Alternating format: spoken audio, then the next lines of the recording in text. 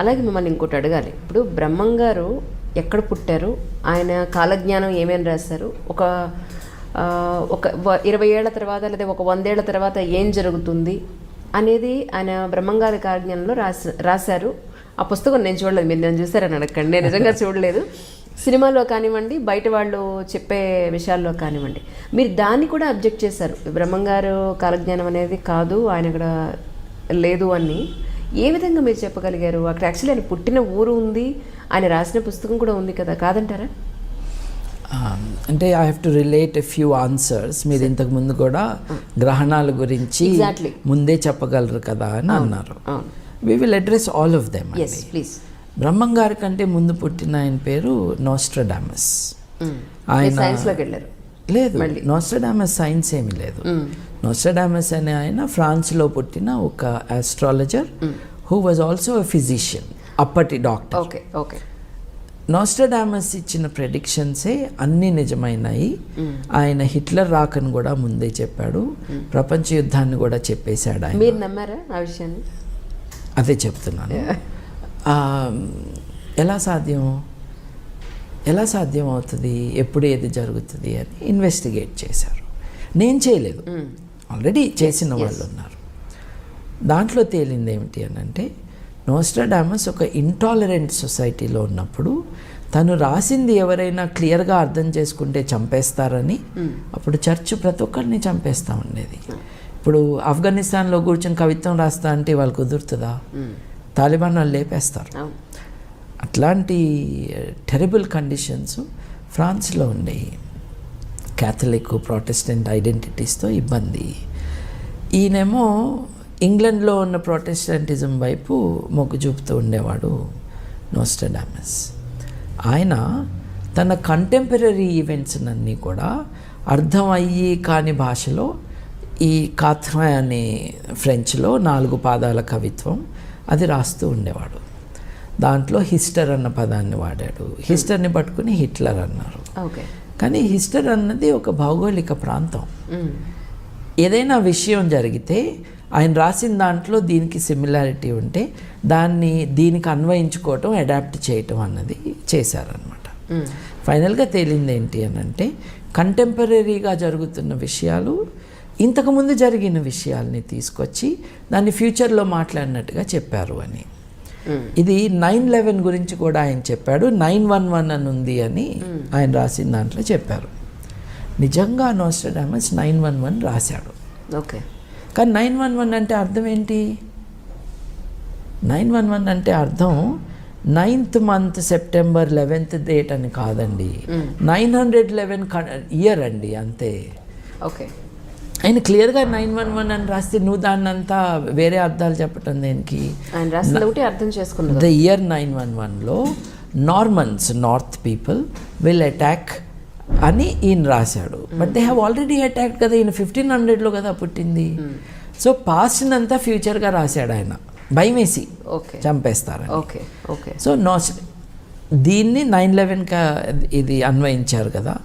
Actually ఒక Canadian research student, PhD scholar, ఆయన prophecies మీద తన పిహెచ్డి, ఫ్యూచర్ చెప్పటం ఇదంతా దాని మీద పిహెచ్డి అయింది. దాంట్లో తమాషాగా ఈయన తను ఒక ప్రెడిక్షన్ రాశాడు. రాసి నోస్ట్రడామస్ చెప్పాడు అని రాశాడు. సో 9/11 అటాక్ జరిగినప్పుడు చూడు నోస్ట్రడామస్ అప్పుడే చెప్పాడు అని అందరు మొదలుపెట్టారు. నేను రాశాను ఆయన పేరుతో అని అతను ఇప్పుడు రివీల్ చేశాడు ఆ ప్రెడిక్షన్ని, సో కాల్ ప్రెడిక్షన్ని. అలాగే డిఫరెంట్ అదర్ వర్డ్స్ బై నోస్ట్రడామస్ని ప్రతి డిజాస్టర్కి అన్వయించుకోవటానికి ప్రయత్నం చేశారు. ఎటువంటి ప్రయత్నం అంటే, నోస్ట్రడామస్ అన్నదే నిజమైందని మొదటి ప్రపంచ యుద్ధంలో చెప్పారు. రెండో ప్రపంచ యుద్ధానికి కూడా అదే పట్టుకొచ్చి ఇదిగో చెప్పాడని అన్నారు. ఆ తర్వాత 9/11 అటాక్ కూడా అదే అని చెప్పారు. అంటే కెనేడియన్ది కాకుండా ఇతను రాసిన ఒక డిజాస్టర్ ఇది. ఆకాశం నుండి ఒక జాయింట్ బర్డ్ విల్ కమ్ అని ఏదో ఒకటి ఉందన్నమాట. అంటే విమానాలు జాయింట్ బర్డ్ కాబట్టి అవి వచ్చేసి అటాక్ చేసినాయి అని దాన్ని అన్వయించారు. ఆయన 3 చెప్పాడా, 1 చెప్పాడా, అసలు దీని గురించి చెప్పనే లేదా? ఇటువంటి ప్రశ్నలు లేవు. సో ఇవన్నీ మానవ కల్పితాలే, మన అన్వయించుకోవటం. మీరు బ్రహ్మం గారి గురించి అడిగారు. నేను అనేది ఏంటంటే అంత గొప్ప మనిషిని మహిమలతో కట్టివేయద్దు అని. ఓకే. బ్రహ్మం గారు probably the only social scientist of the day. ఆయనకు ముందు సోషల్ రిఫార్మర్స్ ఉన్నారు. ఇప్పుడు మనం సోషల్ రిఫార్మర్స్ అంటే శంకరాచార్యుల వారు ఆయన ఫిలాసఫర్ అండ్ సోషల్ రిఫార్మర్. ఆయన ముందు కాదు కానీ జీవితాంతంలో చండాలుల్లో కూడా దేవుణ్ణి చూశాడు కదా. తప్పుకో అంటే ఆయన నాలో ఆత్మనా నన్నా తప్పుకోమన్నది, నాలో దేవుణ్ణా అని అడిగేటప్పటికీ ఆయన రియలైజ్ అయ్యాడు అని అన్నారు. సోషల్ రిఫార్మ్లో ఆ మేరకు ఆయన కాంట్రిబ్యూషన్ ఉంది. రామానుజాచార్యుల వారు అన్నారు ఆయన అందరికీ యాక్సెస్ ఉండాలి, డివైన్ మెసేజ్ అని ఆయన చెప్పాడు. These are reformers. But Brahmam garu even more than a reformer. ఆయన ఆడపిల్లలు రజస్వల కాకముందే పెళ్లి చేసుకోవటం అన్నది తప్పు అని చెప్పాడు. కులాల ఈ డిస్టింక్షన్స్ అన్నవి ఉండకూడదు అన్నాడు. అన్ని మతాల వాళ్ళు కలిసి ఉండొచ్చు అని చెప్పాడు. So that is a reform aspect of him. But for me the fascinating aspect of Brahmam garu is not simply, though it is very important, not simply social reform but as a social scientist. Okay. ఈ developments ముందుకు వెళ్తే ఇంకా ఎటువంటి సమాజం వస్తుంది అని ఆయన imagine చేశాడు. ఇప్పుడు డచ్ కంపెనీ అని ఉంది, మనం దేన్నైతే ఈస్ట్ ఇండియా కంపెనీ అంటామో, ఈ డచ్ కంపెనీ అన్నది పులికాట్ లేక్ దగ్గర వాళ్ళ హెడ్ క్వార్టర్స్. అక్కడికి ఈయన కడప 250 కిలోమీటర్లు. ఇది చెన్నైకి దగ్గరలో ఉంటుంది. డచ్ వాళ్ళు they already went to Indonesia. వాళ్ళు 1600 సంవత్సరం 1602 నుండి 1605 వరకు వాళ్ళ ఈస్ట్ ఇండియా కంపెనీ వాళ్ళు పెట్టుకున్నారు డచ్ వాళ్ళు. ఇంగ్లీష్ వాళ్ళు 1600 సంవత్సరంలో రాణిగారి దగ్గర నుంచి ఎలిజబెత్ I నుంచి వాళ్ళ కంపెనీకి స్టాంప్ వేయించుకున్నారు. అంటే 1600 సంవత్సరంలోనే తెల్లవాళ్ళు మన దేశానికి రావటమే కాకుండా ఇక్కడ వ్యాపారం చేయటానికి, పెద్ద ఎత్తున వ్యాపారం చేయటానికి ఒక కంపెనీ పెట్టుకుని దాంట్లో పార్ట్నర్షిప్గా షేర్ హోల్డర్స్గా తెల్లవాళ్ళు బ్రిటిష్ వాళ్ళని చాలామందిని చేర్పించడం కూడా మనకు చరిత్ర చెప్తుంది. బ్రహ్మం గారు 1608లో పుట్టారు అన్నది జనరల్గా యాక్సెప్టెడ్ థింగ్. ఇటీవల ఒక టీవీ ఛానల్ డిస్కషన్లో కూడా బ్రహ్మం గారి తరపున మాట్లాడటానికి వచ్చిన వాళ్ళని అడిగాను, మీరు ఒప్పుకుంటారా 1608 అంటే 5, 6, 1608 ఒక 2-3 ఏళ్ళు అటు ఇటుగా పీపుల్ జనరలీ బిలీవ్ 1600 సంవత్సరంలో బ్రహ్మం గారు పుట్టారు, ఆ సెంచరీ ఎండ్ అయ్యే లోపలే ఆయన చనిపోయారు అని. ఇంతవరకు seems to be an accepted thing about Brahmam garu. ఈ దేశానికి తెల్లవాళ్ళు వస్తారు అని వాళ్ళు ఆల్రెడీ వచ్చాక కదా చెప్పినట్టు. మరి 1600లో వాళ్ళు కంపెనీయే పెట్టింది. ఈయన 1608లో పుడితే ఈ ఆలోచన రావడానికి ఇంకో 15-20 ఏళ్ళు అయితే అప్పటికే తెల్లవాళ్ళు కంపెనీ ఆరంభం చేసి 30 ఏళ్ళు అయిపోయింది. ఆల్రెడీ జరుగుతూ ఉన్నదాన్ని లేదా జరిగిపోయిందని కొంచెం ఇన్ అడ్వాన్స్ గా ముందు ఏం జరగచ్చు అనేది ప్రిడిక్షన్ చేసి చెప్పుండొచ్చు. అది ప్రెడిక్షన్ అని అనకూడదు, projection in to the future of current development. అది ఎంత గొప్ప ఎబిలిటీ అండి. అలాగే వీళ్ళు డచ్ వాళ్ళు ఇండోనేషియాని చాలా, డచ్ వాళ్ళు ఇంగ్లీష్ వాళ్ళకంటే చాలా ఘోరంగా డచ్ కొలోనియలిజం నడిచింది. ఇండోనేషియాని నాశనం చేశారు డచ్ వాళ్ళు. ఇండోనేషియన్ ట్రెడిషన్స్ని కల్చర్ని కూడా స్టడీ చేశారు. ఎట్లా అయితే ఇండియన్ ట్రెడిషన్స్ కల్చర్ని ఫ్రెంచ్ వాళ్ళు ఇంగ్లీష్ వాళ్ళు ఇద్దరూ చేశారు, అట్లాగే ది డచ్ స్టడీడ్ ఇండోనేషియా. ఇండోనేషియాలో మనకి తోలుబొమ్మలాట ఎట్లాగో నీడలతో కథలు చెప్పటం అన్నది వాళ్ళకు ఒక విద్య, వాళ్ళ కళ అది. సో రామాయణం కూడా నీడలతో చెప్తారు అక్కడ, అటువంటి విద్య వాళ్ళది. తెర మీద నీడలు. బ్రహ్మం గారు అదే కదా చెప్పింది, కొత్తగా సినిమా అని చెప్పలా, ఆల్రెడీ జరుగుతున్న విషయం చెప్పారు. అలాగే గ్రంథి అనే ఆయన వస్తారు, ఆయనే గాంధీ అన్నారు. ఏమో నిజంగా గ్రంథి అనే ఆయన వస్తాడేమో ముందు గ్రంథి గాంధీ ఒకటి కాదుగా. But I don't think it is possible. It is not possible to divine the future. Science ప్రకారం కానీ ఇంకే విధంగా కానీ it is not possible to divine the future in this way. You can anticipate. ఒక ఫ్యూచరాలజిస్ట్గా టెక్నాలజీ ఇట్లా develop అవుతుంది, మీరు cinema హాల్కి వెళ్ళి సినిమా చూడక్కర్లేదు, సినిమానే మీ ఇంటికి వస్తుందని చెప్పచ్చు. టెక్నాలజీ వాట్ నెక్స్ట్ అనేది మనం ఆలోచిస్తాం. Absolutely. And that is social science. ఆ ఆస్పెక్ట్లో బ్రహ్మం garu is unparalleled in his ability to think and to create a human approach to all this. ఆడపిల్లలు ఎప్పుడు పెళ్లి చేసుకోవాలి దగ్గర నుంచి ఎవరెవరిని పెళ్లి చేసుకోవాలి దాకా, కులాలు అడ్డం రాకూడదంటము, మతం అడ్డం రాకూడదంటము, ఇవన్నీ గొప్ప విషయాలే కదా. అట్లాగే వితంతువులు కూడా రాజ్యాలు వెళ్తారు అని చెప్పటము.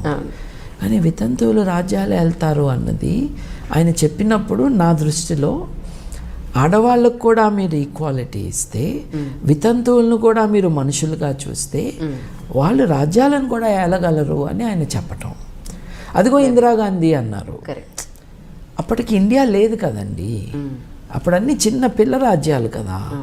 ఇప్పుడు ఆయన ఉన్న దేశం కూడా, రాజ్యం కూడా ముస్లింలు పరిపాలిస్తున్న దేశం. సో ఇదంతా భారతదేశానికి అన్వయించుకుంటే ఎట్లా? అప్పటికి భారతదేశమే లేదు కదా. కంపెనీ వాళ్ళు కూడా, ఇంగ్లీష్ కంపెనీ కానీ డచ్ కంపెనీ వాళ్ళు కూడా అప్పుడు కేవలం వ్యాపారం చేస్తూ ఉన్నారు. వాళ్ళు 100 సంవత్సరాలు వ్యాపారంలో వచ్చిన ఖండకావరం కావచ్చు, బలుపు కావచ్చు, ఆ రిసోర్సెస్ కావచ్చు, వాటిని వాడుకుని కదా భారతదేశాన్ని అదుపులోకి తెచ్చుకుంది వాళ్ళు. So when he was alive and saying these things, they were not our rulers, there was no India. సామ్రాజ్యాలు ఉండే అంతే. So basically this is about అంటే నాట్ డైరెక్ట్లీ రిలేటెడ్. ఈ డెస్టినీ అనేది, జాతకం అనేది బేసిక్లీ అది.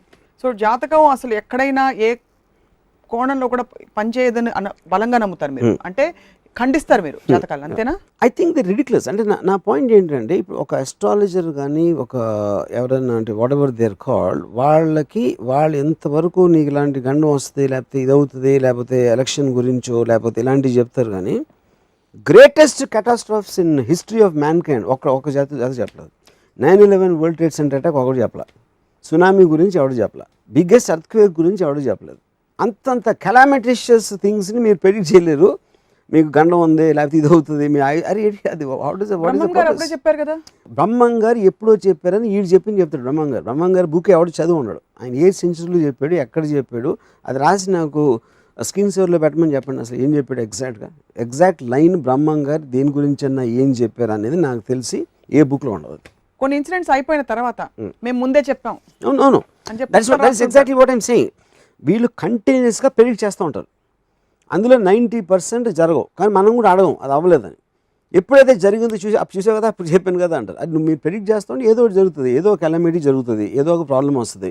ఒక జ్యోతిష్యుడేమో కాంగ్రెస్ గెలుస్తుంది అంటాడు, ఇంకో జ్యోతిష్యుడేమో బీజేపీ గెలుస్తుంది, ఇంకో జ్యోతిష్యుడు ఇది అంటాడు. ఎవడైతే గెలిచాడో నేను చెప్పాను కదా అంటాడు. ఆ మిగతా ఎవరైతే చెప్పలేకపోయారో వాళ్ళని మనం మర్చిపోతాం, ఎందుకంటే you again want to believe the thing. 1982 August 17 మీకోసం కూడా అమ్మ నాన్న దేవుని మొక్కే శాలు ఉంటాయి. అయ్యో కొడుకుని నాకు నేను పిల్లలు కనేటప్పుడు అయితే ఏ దేవుని మొక్కలేదు.